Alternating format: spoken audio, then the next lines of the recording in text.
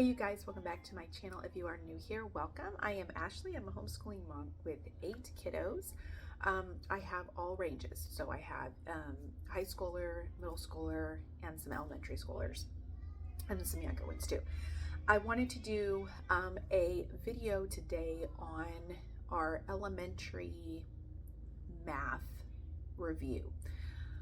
We have in the past used The Good and the Beautiful. We have used Horizons. With my older kids, we've used teaching textbooks. We've used, geez, what else? There's another one. I don't even remember. Matthew C we did, but that was middle school. There was another one too. Anyway, Envision Math. We've used that because that was just coming out of public school. But as I've mentioned in some videos previously, just recently actually, that we have switched things up some with the elementary school ages. Now with that comes a change in our math curriculum. We have switched over to Masterbooks. Masterbooks for language arts and math, but I will go over language arts in another video. But for the math, I just kind of wanted to give an overview on how that is going. We, for my second and third grader currently, the last one that we used was Horizons. That was probably my second or third time trying Horizons in all of our homeschooling, and I just was not impressed. And so I think I'm done with at least the math aspect of it. I haven't really, that kind of put a bad taste in my mouth, so I'm not really fond of any of the other curriculum pieces, to be honest. So we ditched Horizons for the whatever time that was, third time I guess, in all, like I said, in all of our homeschooling. So my older kids had tried it also. We have the level 2, the level 3, and then the level K also. So the thing that I kind of struggled with at the beginning was because Horizons and The Good and the Beautiful both are kind of a level ahead. And so I wasn't sure. So we had done, like for example, we had done the grade below or the level below what their actual grade number is. So last year, my then second grader did first grade, and then my then first grader did the level K. I opted to try and put them back with where they would be in their actual grade level, and it has worked out well. So what I did was I went on to their website, I looked at the review, like the placement test, and I kind of took a jump and took a leap of faith and said, let's just try the level that they're at. So my second grader is currently doing the level 2. We're on day like 36, I think, 36.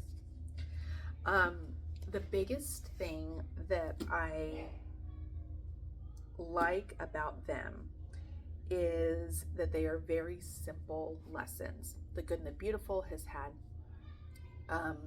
maybe 2 to 3 pages of work. This is very, very simple. Now, obviously, as they get higher up, it gets a little bit, trickier, but for the most part, like 82, so like this is like day 82.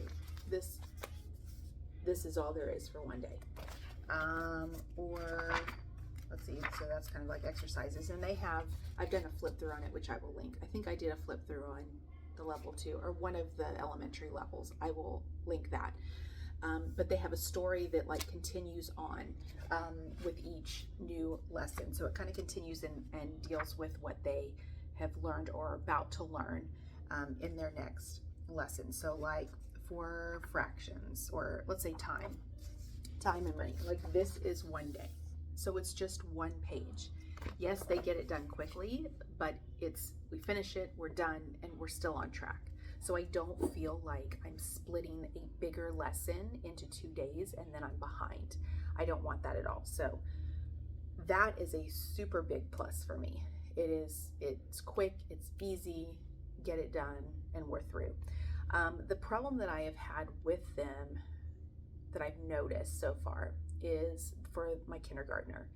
He knows more, I think, than your average kindergartner, just because he has the older siblings. But his book is pretty easy. Now, he thinks he's a whiz at math now because he's whizzing through the book. I have not decided what I'm going to do if he finishes early. I think I will just do like workbooks. I don't want to place him into the next level, like the first grade level, because I just don't want to do that. I think it'll just be too confusing. So I'm going to stick with the level K, but keep in mind your level K for Masterbooks for math is very much preschool-ish, or in between at least. Some concepts are going to be a little bit harder, obviously, as you get further into the book. There's a lot of application, which I don't do a lot of. A lot of like the hands-on stuff in textbooks, I kind of skip over. Because again, they just want to do it, finish it, be done with it. So that is what I have kind of concluded with the level K. So keep that in mind if you are doing that level. What else was I going to say? That it is on track with the grades 2 and 3 that I'm using. So some concepts might be a little bit easier. I have one that does math a little bit better than the other. And for the most part, it doesn't give you like a teaching option. So it's like you are teaching it and you are doing, it just gives you the worksheet. So there's no like set rules that say this is how we are,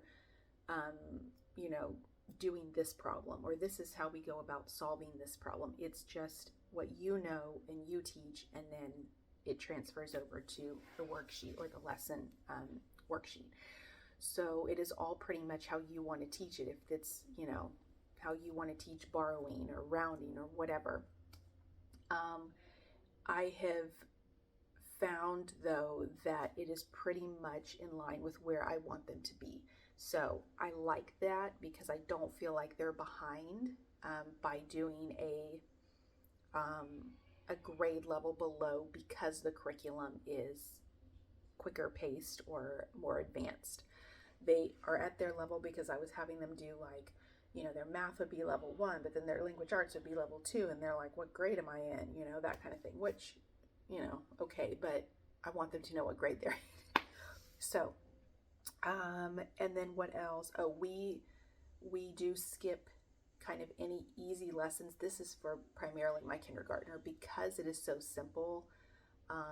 He has skipped quite a few pages, and I think that's why we are so ahead, which again is fine, but I need to figure out what I'm going to do because I know he's going to finish before everybody else. And there are also some days where I say, let's hold off on math. We're just going to do our language arts for right now, because I just don't want him finishing like in December. So anyway, so I just wanted to give kind of that quick review where if you are looking into Masterbooks, because I did a curriculum video on it and what I was doing, and I did a flip through. I just can't remember which level I did it on.